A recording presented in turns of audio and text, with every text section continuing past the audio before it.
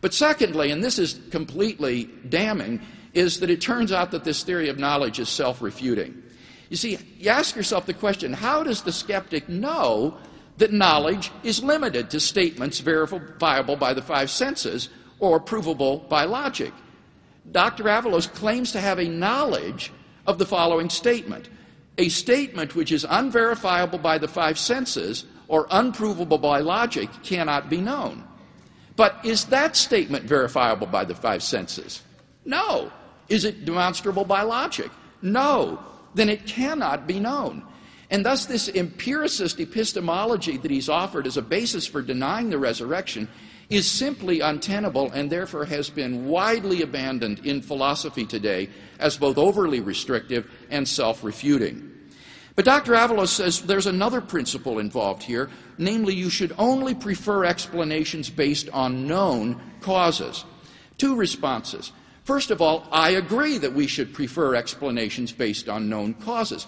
That's the same thing as the criterion of not being ad hoc. We should first consider explanations in terms of entities which we know to exist. But this preference can't be hardened into a dogmatic and inviolable presupposition. Otherwise, it would destroy scientific progress. We should never have discovered quarks, black holes, cosmic inflation, and so forth on this epistemology. Sometimes positing a new entity is justified in virtue of the increased explanatory power, explanatory scope, and so forth that it will bring. And so it is, I believe, with the resurrection. Secondly, I think we do have independent evidence of God's existence, so that anybody who is already a theist, when he approaches the evidence for the resurrection, has the explanatory resources for that event. The problem for Dr. Avalos is that he's self-confessedly an atheist. He says in his article in Free Thought Today, I am an atheist. The logical consequence is that miracles go down the drain. But you see, most people are not atheists. If you believe in God, then it is not ad hoc to explain the resurrection as an act of God. And I lay out my reasons for believing in God in my book with Walter Sinnott Armstrong, God, a Debate Between a Christian and an Atheist. So maybe next time, if I come back to ISU, we can be debating the existence of God. Given the existence of God, I do not think it is ad hoc to explain the resurrection in terms of God's raising Jesus from the dead. Finally, what about hallucinations? Well, I don't think hallucinations are a plausible counter-explanation. First of all, the number and diversity of the circumstances of the appearances preclude hallucinations.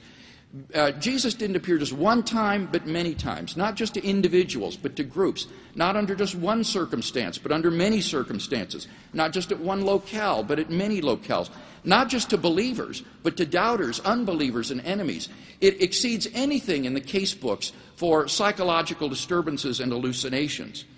Secondly, even if they had hallucinated, it would not have explained the origin of the disciples' belief in the resurrection.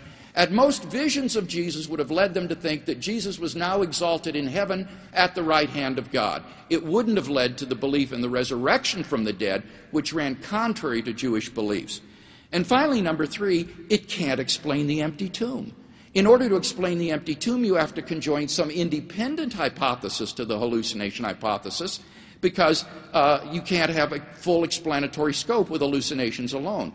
The resurrection hypothesis has greater explanatory scope and is therefore to be preferred. So for all of these reasons, I am convinced that the best explanation of the facts is the one that the eyewitnesses gave. God raised Jesus from the dead.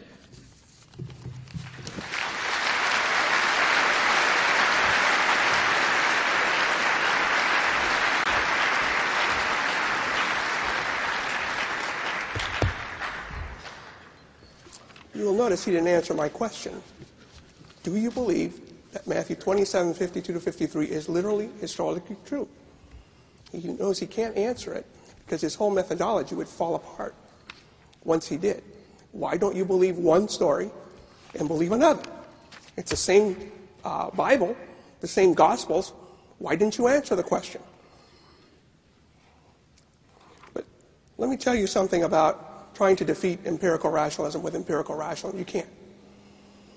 Anytime you use logic you're using rationalism. Anytime you use a datum and point to a datum, you're using empiricism. Therefore, you can't use empirical rationalism to argue against empirical rationalism, Dr. Craig. And very simply this, I'm taking a lot of your stuff about how to do history. You said we should then test worldviews by their logical consistency and by how well they fit the facts of known experience. Isn't that what I'm saying? This is what you said. We can nonetheless join naturalists, and this is in your edited book, we can then nonetheless join naturalists in holding that empirical scientific methods are typically reliable. Well, that's what I'm doing. And you said, now I admit that as a methodological procedure, you ought to seek natural explanations first. Isn't that what I said? The problem still is that he wants to make the post-resurrection, the post-mortem appearances the object of explanation. I'm saying, no, they're not. It's the stories of them. How do you explain the stories? Well, seek natural explanations first. What are the natural explanations? A whole bunch. I can knit 10 things over the actual resurrection. But let me tell you why Dr. Craig doesn't want you to know why he doesn't believe in Matthew 27. Let's look at that again. Matthew 27:52 says, the tombs also were open, and many bodies of the saints who had fallen asleep were raised. After his resurrection, they came out of the tombs and entered the holy city and appeared to many.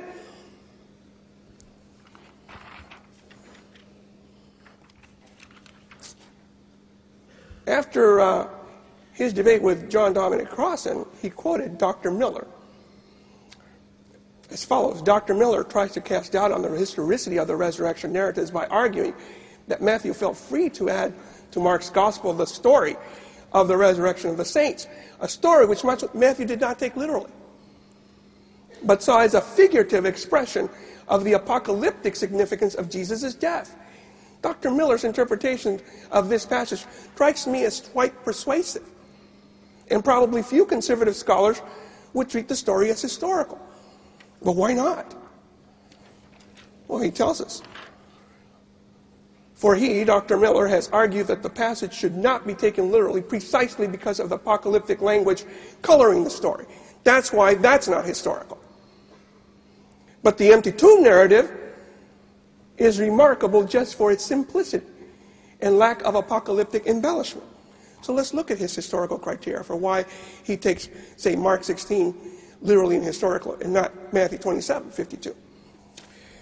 If you boil it down, it appears to be that a simple story is historically credible. But what does simple mean?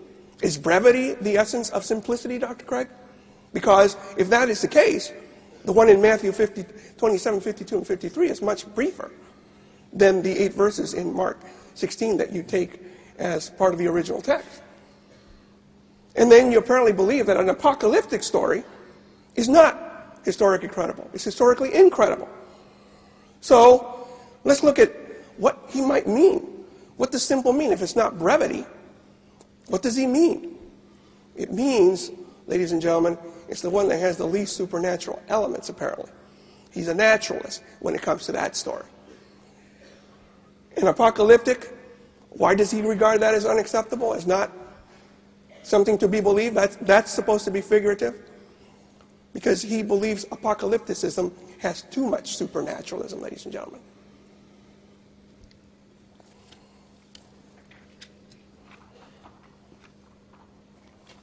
Now, when you look at what he said about 1 Corinthians 15, he made a big issue about we must take that historically because of this verb, agerin, to rise. He says, the very fact that the verb agerin seems to imply that the grave was left empty. The two verbs, agerin and anistonai, are used synonymously throughout the New Testament.